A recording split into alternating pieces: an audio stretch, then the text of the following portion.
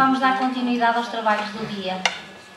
Agora com a apresentação de um novo trabalho, cujo título ou subtítulo é Laços de Afeto e Resgates Espirituais. E quem o vai apresentar é a nossa querida Ana Domingues, da Associação Espírita Cristã Francisco de Assis. Bom dia a todos. Bom dia. Que Jesus nos envolva nesta manhã, onde estamos aqui todos numa partilha de conhecimento, apertando laços fraternos, e eu que espero hoje é que saiamos daqui mais fortalecidos, mais enriquecidos e com a esperança que o mundo vai ser ainda melhor. O tema que eu propus trazer esta manhã, educação familiar à luz da visão espírita, vou falar sobre família, laços de afetos e resgates espirituais. E eu vou iniciar com o livro SOS Família, de Joana Dantas e de Paulo Franco. E ela nos diz que a família é um grupo de espíritos normalmente necessitados e desajustados, reunidos por compromissos inadiáveis de reparação, graças à contingência reencarnatória. A família, desse modo, podemos entender, é um laboratório moral para as experiências da evolução que moldam os sentimentos e trabalham as emoções. Uma pergunta para a nossa reflexão. Não é para responder, é só para a nossa reflexão. O que é a família senão um cenário onde o espírito encontra os maiores desafios e as mais belas oportunidades de crescimento? Fica para todos nós, de reflexão, naqueles momentos mais aflitivos que possamos ter na educação dos jovens e da criança. E eu vou iniciar aqui com a pergunta do Livro dos Espíritos. Qual o objetivo da encarnação dos espíritos? Sabemos que somos espíritos milenares que reencarnamos muitas vezes para processo evolutivo. A resposta dos espíritos nos diz: Deus lhe impõe a encarnação com o fim de fazê-los chegar à perfeição. Para uns é expiação, para outros missão. Mas para alcançarem essa perfeição, têm que sofrer todas as vicissitudes da existência corporal. Ainda mais nos diz a resposta do Livro dos Espíritos. Nisso é que está a expiação. Visa outro fim, a encarnação. O de pôr o espírito, aquele ser que nasce, não é? Em condição de suportar a parte que lhe toca na obra da criação. Não nos podemos esquecer que, não sendo a mão de obra de Deus, nós estamos cá para evoluir e trabalhar, para que o mundo se torne um mundo melhor. Vamos ver o que é expiação, para que todos consigamos compreender. Expiação refere-se às consequências de atos cometidos em vidas anteriores, que reencarnamos para resgatar aquilo que a Catarina falou, que não ficou bem assente e que nós falhamos por falta do nosso conhecimento, e temos que trabalhar essa parte com aqueles que fazem parte da nossa família, o núcleo familiar. O espírito passa por situações difíceis nesta expiação como forma de reparação e aprendizagem. Isto é familiar para todos nós. É uma espécie de colheita daquilo que semeou. Mas sempre, e vamos entender desta forma, sempre com fins educativos, nunca com fins punitivos. Por mais difícil que seja, é sempre para nós crescermos, porque Deus não pune ninguém. Nós somos filhos dele, e como nós queremos o melhor para os nossos filhos, Deus quer o melhor para nós. A prova é um desafio escolhido pelo próprio Espírito, antes de reencarnar. Serve para testar a sua força moral e a capacidade de superação. Ao vencer essas provas, o Espírito avança no seu processo evolutivo. E depois temos a missão, que ocorre quando o Espírito reencarna com um propósito mais elevado, geralmente para ajudar os outros ou contribuir para o progresso da humanidade. Espíritos missionários, muitas das vezes, ajudam a humanidade, ou na maioria das vezes, ajudam a humanidade nesse crescimento. Mas nós, será que nós temos uma missão? Claro que sim, todos nós temos uma missão, grande ou pequena. A missão é aproximar-nos do Pai, é irmos ao encontro de Deus. E para isso, não nos podemos esquecer de Jesus, da moralidade de Jesus. No Livro dos Espíritos, na pergunta 166, nos pergunta: a alma que não atingiu a perfeição, e ele fala claramente nisto, durante a vida corpórea, como acaba de depurar-se, submetendo-se à prova de uma nova existência. Então, se nós somos submetidos à prova de uma nova existência, se reencarnarmos para avançar, é lógico que vamos embarrar muitas das vezes com os nossos defeitos, quando vamos tendo maturidade para tal. Vamos ver aqui o que nos diz o nosso irmão no livro Adolescência e Vida, de Divaldo Pereira Franco e Joana Santos. Eu tenho as notas neste cantinho, quem quiser seguir as notas está à vontade. Nem sempre, contudo, a família é composta por espíritos afins, afetivos, compreensivos e fraternos. Na maioria das vezes, é formada com o propósito de ajudar os que se encontram em desvios a recuperarem-se de erros morais e a repararem nos danos causados noutras existências reencarnatórias em que fracassaram. Nem sempre os laços familiares são de afinidade espiritual. É bom que nós compreendamos isso. Muitas vezes são formados por espíritos que têm histórico de conflitos, desentendimentos ou dívidas morais entre si.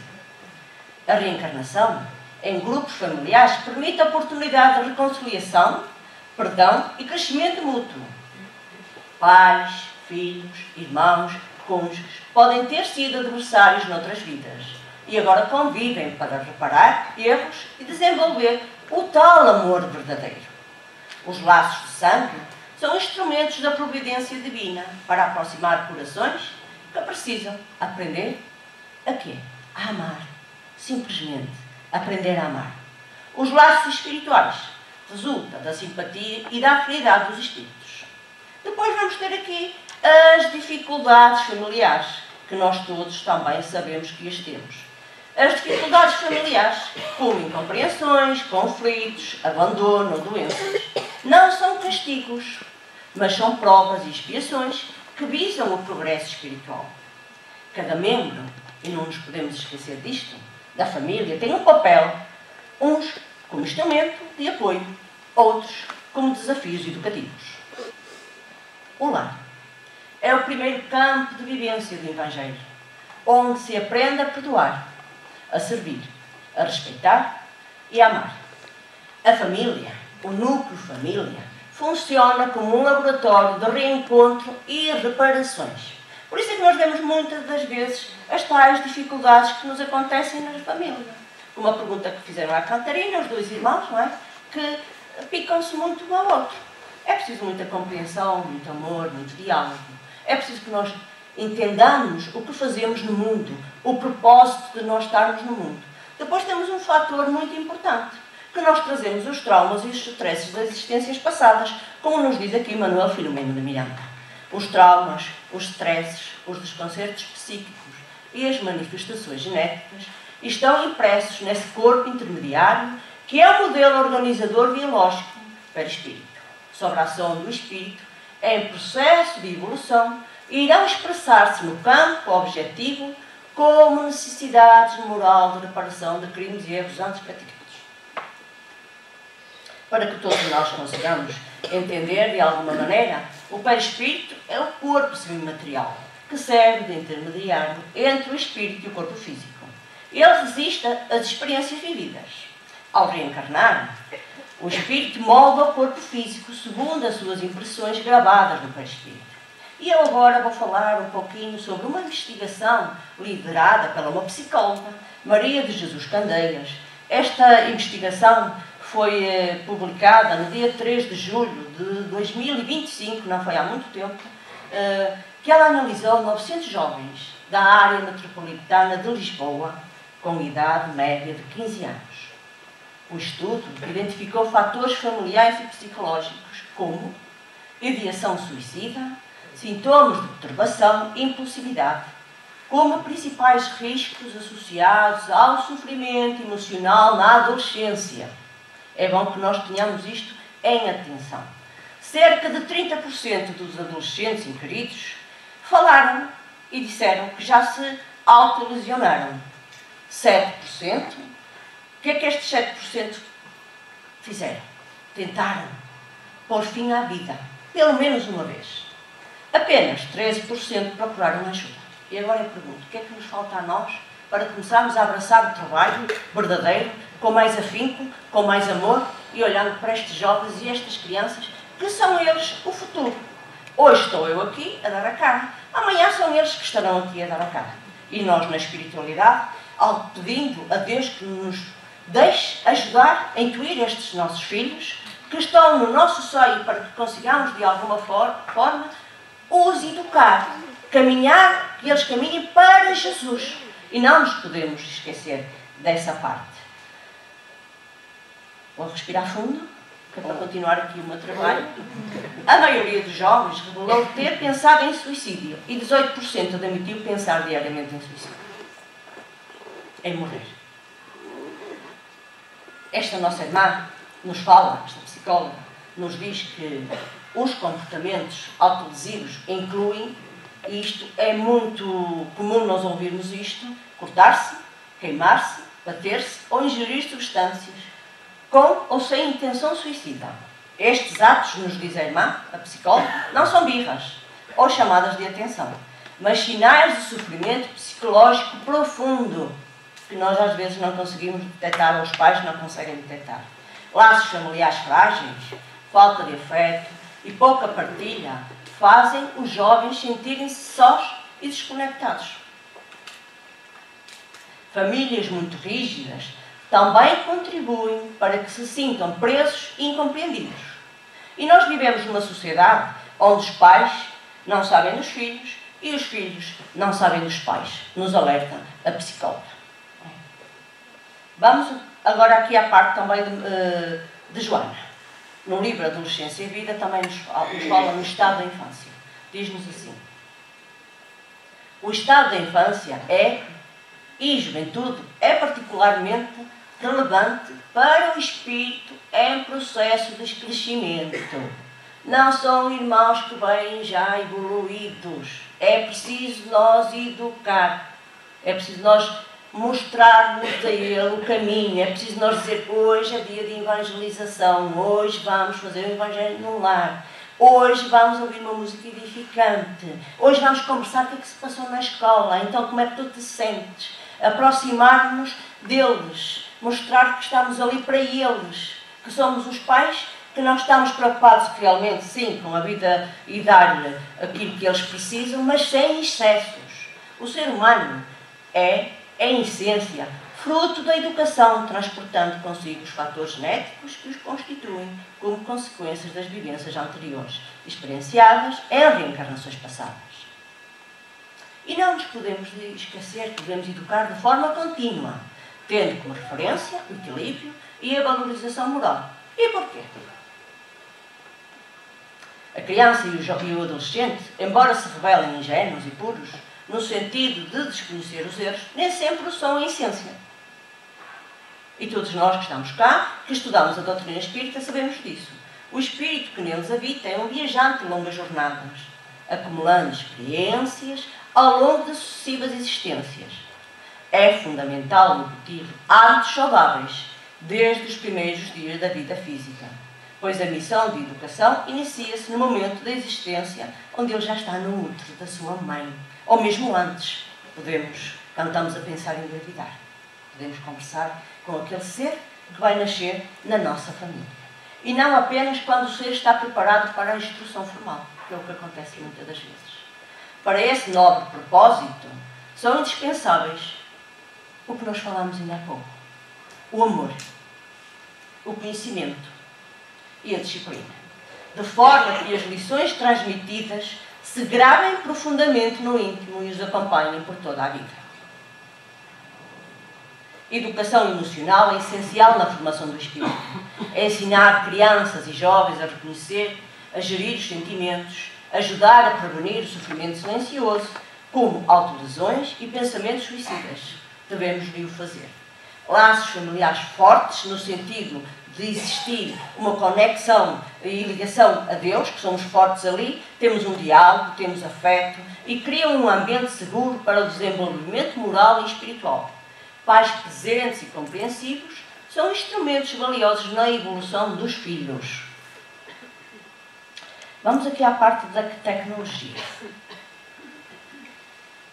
À medida que a ciência e a tecnologia ampliam os horizontes do conhecimento humano, proporcionando comodidade e realizações edificantes que favorecem o desenvolvimento da vida, surgem também audaciosos conceitos comportamentais que pretendem dar novo sentido à existência. Contudo, muitos desses conceitos derrapam em abusos intoleráveis, conspirando contra o progresso moral e ético da sociedade. E é neste cenário os principais prejudicados são os jovens, que ainda imaturos deixam-se seduzir pelos excessos das sensações primárias, comprometendo a própria existência terrena. Esses abusos podem comprometer o progresso ético e moral da sociedade. Em vez de promover o bem-estar comum, certos usos da tecnologia afastam os jovens dos valores essenciais, como respeito, solidariedade, espiritualidade e responsabilidade. Torna-se essencial uma educação consciente, com orientação familiar e comunitária, que ajuda a usar a tecnologia de forma ética e construtiva. O único antídoto eficaz contra esse mal crescente que se alastra como um contágio pernicioso é a educação. Mas não uma educação qualquer. Trata-se daquela no sentido mais amplo, que vai além dos manuais escolares e integra os valores éticos da família, da sociedade e da religião. Mas não uma religião qualquer, convencional, mas sim aquela que assenta em fundamentos científicos e filosóficos de natureza existencial, sustentada pela moral vivida e ensinada por Jesus. Torna-se urgente que pais e educadores assumam o compromisso de repensar a conduta moral que deve ser transmitida às novas gerações, com o intuito de evitar a derrocada da cultura e da civilização que se encontra à beira de um dos períodos mais súmbrios da humanidade. Esta semana, uma menina de 18 anos matou-se lá na minha terra, em Espinho. Poxa, abaixo do comboio, precisa de apoio, precisa que os pais estejam de apoio, precisa de nós, sociedade, estejamos a dar o apoio e cada um, se conseguir fazer um bocadinho melhor todos os dias, o mundo melhora. E isso é que todos nós esperamos, que o mundo seja ainda melhor. Vamos ver o que nos continua aqui a dizer Aristóteles. A educação não é de agora. Antes de Cristo já se falava nisso. 300 anos antes de Cristo, Aristóteles já afirmava que os adolescentes são impetuosos, irascíveis e tendem a se deixar levar por impulsos, demonstrando uma certa irritabilidade no comportamento juvenil. Isto é familiar a todos nós, certo? Conhecemos assim alguns meninos assim, e meninas. Aristóteles. Ele é mencionado como um marco histórico, representando o início de uma tradição filosófica que valoriza a formação do caráter da razão. Platão, também, por seu lado, é citado como uma advertência sábia. Ele diz: não se despeje fogo sobre fogo, referindo-se à importância de evitar o consumo de álcool pelos jovens antes dos 18 anos, devido à sua excitabilidade natural. Ou seja, não se deve intensificar impulsos já instáveis com substâncias que os agravem. E depois vamos ter aqui os meios de comunicação, que também exercem uma influência marcante, crescente, sobre os adolescentes. Durante o período lúdico, aquela fase da brincadeira e imaginação, estes nossos crianças e estes nossos jovens são expostos a mitos eletrónicos, personagens agressivas, cruéis, que recorrem à violência e à astúcia como forma de resolver os conflitos. Isso pode moldar negativamente a forma como os jovens percebem o mundo, normalizando comportamentos destrutivos. Pais que impõem regras de forma desequilibradas, guiados por caprichos ou interesses mesquinhos, sem considerar o estado emocional dos filhos. Empurram o adolescente ainda destruturados para convívio de colegas igualmente imaturos. Noutras situações, vamos encontrar progenitores irresponsáveis, delegando a educação a terceiros, ignorando as necessidades afetivas e morais dos filhos. Ora, muito bem, quando os pais se limitam a ser fornecedores de bens materiais, sem afeto ou interesse genuíno pela felicidade dos filhos, geram rancor, frustração e imediatismo. Sentimentos que se voltam contra a própria sociedade. É urgente uma educação ética, afetiva e consciente, que envolva presença real dos pais, orientação equilibrada, crítica aos modos de violência da cultura digital, ao mostrar não é assim, se não é benéfico, não devemos proceder dessa maneira, e de valores morais e espirituais. E nós esquecemos da parte espiritual. Esquecemos que somos espíritos, que estamos cá de passagem e regressamos a casa. E a nossa verdadeira vida é na espiritualidade. Continuando, porque já tenho pouco tempo, sentindo-se impossibilitado de se autorrealizar, o adolescente que provém de uma infância marcada pelo desprezo, refugia-se em si mesmo, rebelando-se contra a vida, que é muitas vezes a projeção inconsciente de uma família desestruturada e contra todos os que constituem uma verdadeira desdita. Daí ao desequilíbrio na desarmonia psicológica em que se encontra vai apenas um passo. Pais que se habituaram, sob qualquer pretexto, especialmente nos diz Joana Dantas também, Valium e Librium, como forma de busca de equilíbrio ou repouso, oferecem aos filhos estímulos negativos quanto à resistência para enfrentar desafios e dificuldades de toda a ordem. Ao demonstrarem capacidade para suportar esses problemas sem o auxílio do mecanismo químico ingerido, abrem espaço na mente da prole para que, perante as diversidades, este procure refúgio nos recantos da cultura, das drogas, que continuam em boga.